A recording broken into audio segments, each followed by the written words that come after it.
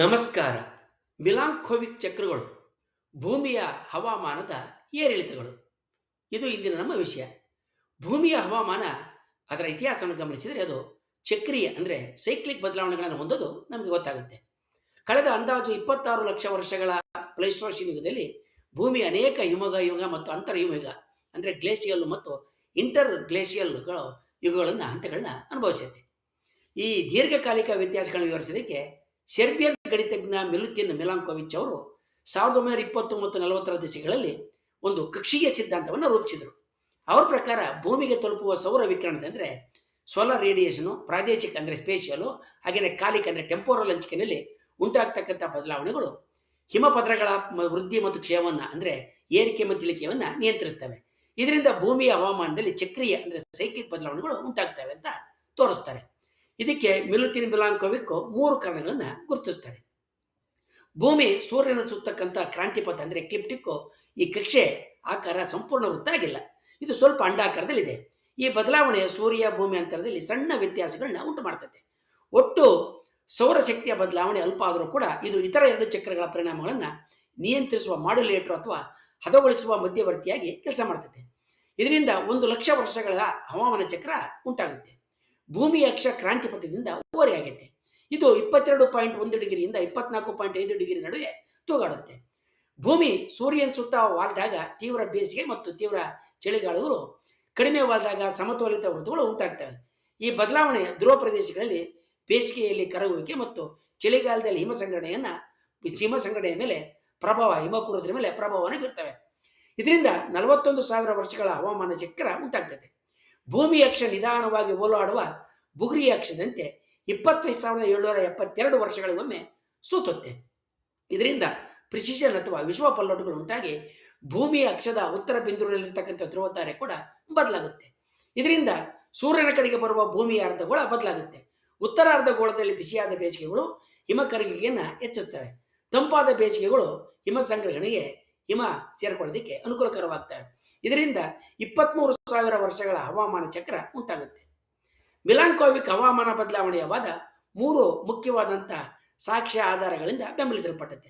ಇದರಲ್ಲಿ ಮೊದಲನೇದು ಖಗೋಳೀಯ ಗಣನೆಗಳು ಅಂದರೆ ಅಸ್ಟ್ರಾನಮಿಕಲ್ ಕ್ಯಾಲ್ಕುಲೇಷನ್ಸ್.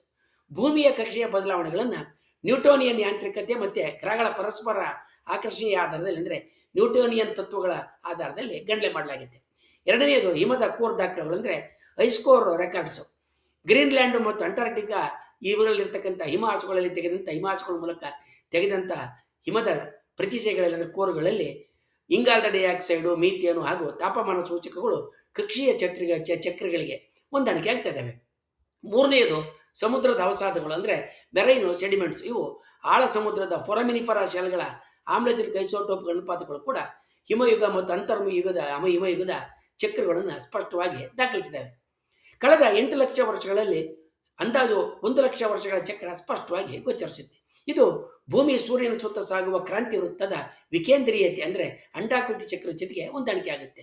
ಎರಡನೆಯದು 41,000 ವರ್ಷಗಳ ಅಕ್ಷೀಯ ವಾಲಿಕೆಯ ಚಕ್ರ ಕೂಡ ಅನೇಕ ಹವಾಮಾನ ದಾಖಲೆಗಳಲ್ಲಿ ಸ್ಪಷ್ಟವಾಗಿ ಪತ್ತೆಯಾಗಿದೆ.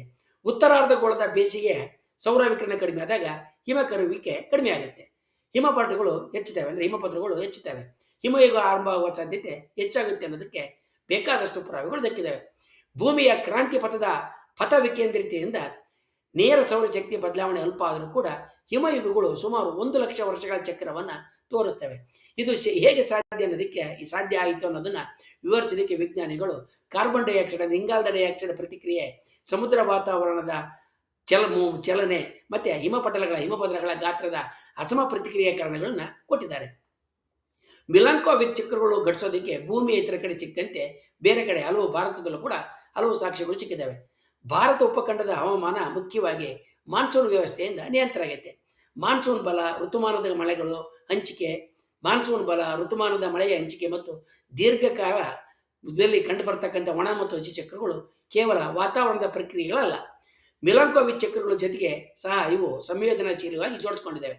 ಭಾರತೀಯ ಭೂಗರ್ಭ ದಾಖಲೆಗಳು ಸಮುದ್ರದ ಹೂಳುಗಳು ಅಂದರೆ ಅವಸಾದಗಳು, ಸರೋವರದ ಹೂಳುಗಳು, ಗುಹೆಗಳಲ್ಲಿ ಇರತಕ್ಕಂಥ ಕ್ಯಾಲ್ಸೈಟು, ಹಾಗೆಯೇ ಲೋಯಸ್ ನಿಕ್ಷೇಪಗಳು ಕೂಡ ಹಿಮಾಲಯದ ಹಿಮದ ದಾಖಲೆಗಳ ಜೊತೆಗೆ ಮಾನ್ಸೂನ್ ತೀವ್ರತೆಯಲ್ಲಿ ಕಾಲಕ್ಕೆ ತಕ್ಕಂತೆ ಬದಲಾವಣೆ ಆಗಿರೋದನ್ನು ದಾಖಲಿಸಿದ್ದೇವೆ. ಇವು 23,000 ವರ್ಷ, 41,000 ವರ್ಷ ಹಾಗೂ 1,00,000 ವರ್ಷಗಳ ತೃತೀಯ ಚಕ್ರಗಳಿಗೆ ಸರಿಯಾಗಿ ಹೊಂದಾಣಿಕೆ ಆಗ್ತಿದ್ದಾವೆ. ಮಿಲಾಂಕೋವಿಕ್ ಹವಾಮಾನ ಚಕ್ರಗಳು ನೈಸರ್ಗಿಕ ಹವಾಮಾನ ವ್ಯತ್ಯಾಸಗಳನ್ನು ವಿವರಿಸ್ತವೆ. ಆದರೆ ಇಂದಿನ ವೇಗದ ಜಾಗತಿಕ ತಾಪಮಾನದ ಏರಿಕೆ ಮಾನವ ಚಟುವಟಿಕೆಗಳಿಂದ ಉಂಟಾಗಿರೋದಕ್ಕೆ ಹೆಚ್ಚಾಗಿ ಮಾನವ ಚಟುವಟಿಕೆಗಳಿಂದ ಪ್ರೇರಿತವಾಗಿದೆ. ಇದು ನೈಸರ್ಗಿಕ ಕಾರಣ ಮತ್ತು ಕಾಲಮಾನಕ್ಕಿಂತ ಬಹಳ ವೇಗವಾಗಿ ಆಗಿದೆ ಮತ್ತು ಬೇರೆ ಥರದ್ದೇ ಆಗಿದೆ.